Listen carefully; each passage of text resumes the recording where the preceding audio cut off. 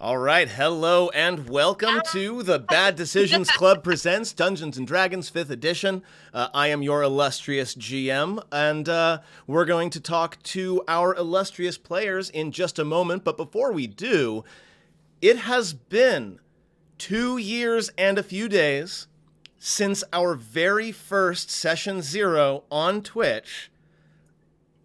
I am blown away. It was something like February 2nd or 3rd that was our very, very first 2 years ago when we were still in the very depths of the pandemic.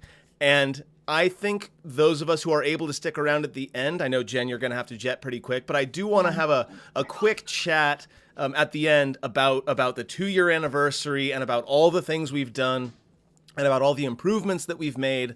And I was going back and listening to some of the early Sunless Citadel stuff, and the audio's not great, but man, we were firing on all cylinders back then as well. But for now, we're going to go ahead and do a round of introductions. Why don't we go ahead and start with Gail? Gail, who are you and who are you playing tonight? Hi, I'm Gail, or Olivia, and I am playing Echo, the monk cleric, who's totally not pining. I don't know what you're talking about. At all. Not even a little bit. Jeff, coming at us from lovely Arizona, would you be so kind as to tell us who you are and who your character is? Yes, hello. I am Jeff Holland, pronouns he, him. I'll be playing Calder Creed, our resident sorcerer and person I'm intensely jealous of because he is not in this sweltering desert. That said, it's winter, so it's fine. It's not as bad, yeah.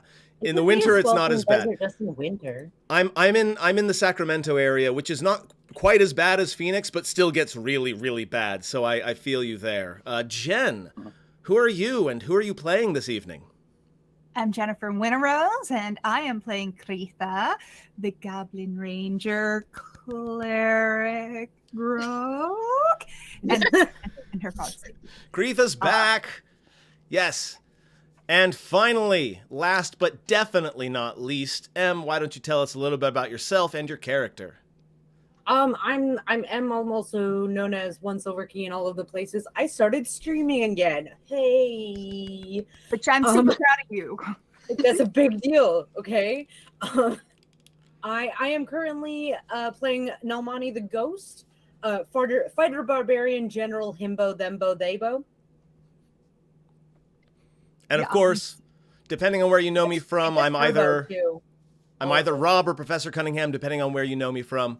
And yeah, so before we do our very good second anniversary stream, let's do a quick recap of the events of the full moon up to this point, because it's been a few sessions. Man, this night is lasting forever. Absolutely lasting Damn. forever. So I'm gonna take us through a quick chronological overview of events from the start of the full moon up to where we're at. And then I will go around as I have in the past and ask you all to fill in any details that you want to fill in. This is a lot because we're covering lots of sessions. So to start with, at the full moon, the first big event was the attack on Chateau Hyacinth. I described that as having started more or less right as the full moon rose. So that attack lasted about 10 minutes or so, and then whatever amount of time that it took to go and find Charlotte and the dragon. Mm-hmm. At the same time as the beginning of that attack, now it's adjusting the volume upward. That was weird. At the same time as that attack was beginning, the Rugged Tumble Werewolves were scouting out the enemy positions and attempting to find weaknesses in their lines and scout for information. They brought their information, that was Kevin Bonewolf and I believe Bathu. Yes. They returned to the camp, they made their report to Barnabas, and then some amount of time passed. We know that Anton and his crew were sent to lead the militia from Mirabar, the humans and dwarves who volunteered to come and help defend the North. You also know that he allegedly fell in combat immediately. Just right away, first charge, he's down. Some guy wearing his armor went down, yes. Yes. Whereas Anton decided he was going to go after Morgenthau, the general of the enemy army. We have not checked back in with him since then. After that, Kevin returned to the Forge of Fury, where everyone was waiting for an attack that never came, and told everyone that Barnabas was under attack directly and that you were needed. You made it through the teleportation circle, back to the camp. You fended off the werewolves and then the corpse flowers that were attacking him and his family and his guards. And then, I believe, a few minutes later, Kreitha made the very difficult decision to step through a teleportation circle and go back to the camp as well, getting there after the battle was over. But I rolled Constitution save and didn't throw up on everything. And Lightweight. and after that, it was all planning. And in fact, the best plan, the very best plan, was the fact that it was decided that we're going to use seeming to make just everybody look like Barnabas. Or there would be more Barnabases and thus confused. Why not? We're going to say who exactly is looking like who once we get into it. But Yeah, yes, we had had a conversation about that, yes. plan is multiple Barnabases because And apparently they're after the king. So this full moon has lasted several sessions. We have done several weird things with it, and either this session or next session, we will finally be through with it and on to the next segment of the story. But before we get into that, I would love to know one thing out of all of that I missed in my description. I know I haven't done this in a while, so I'll give you all a sec to think. And I know at the very least, Gail, I'm pretty sure I missed something right at the very end that you might want to mention. Don't be rude. Yeah, it's just, well, when they were talking about where they were going to go to reinforce the front, the loose plan was that Echo would go with Calder and some other people would stick with the king himself to guard him as we're pretending to be him in different places. And then Barnabas handed Echo a pouch, which felt like it had a rock in it. And Echo, playing it cool for the first time in his life, just put it in a belt pouch, didn't look at it, was like, I'll see you at dawn. So I don't know what's in the pouch. And Olivia regretted it every moment for the last 2 weeks. Such instant regret. Jeff, what is another detail, preferably about Pyre, because I didn't mention him, that I missed in my description? Yes. For my first time in this chronicle, I played a secondary character so I wouldn't be bored out of my skull at Chateau Hyacinth and could actually play. So I finally debuted Pyre, a red dragonborn druid who had fun and came in clutch when fighting so many trees, just so many trees. But when your theme is fire, that is less of a problem. How averse are we to fire? Still one of the top 10 lines in the entire campaign, I think. Like everyone's sitting around the table. Everyone's very painstaking looking at the tactical display to come, and the red dragon goes, "What about fire?" It's right up there with, do you have lube for the sarcophagus? Jen, you've had a lot happen. From shit. I had forgotten that one. I know. Like, I can't. What? That was an old poll.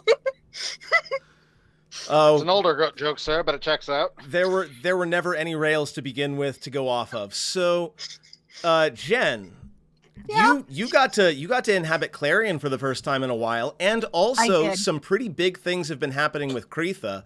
In particular, she finds herself in a position of authority that she didn't ask for, and I was wondering if you could talk a little bit about that.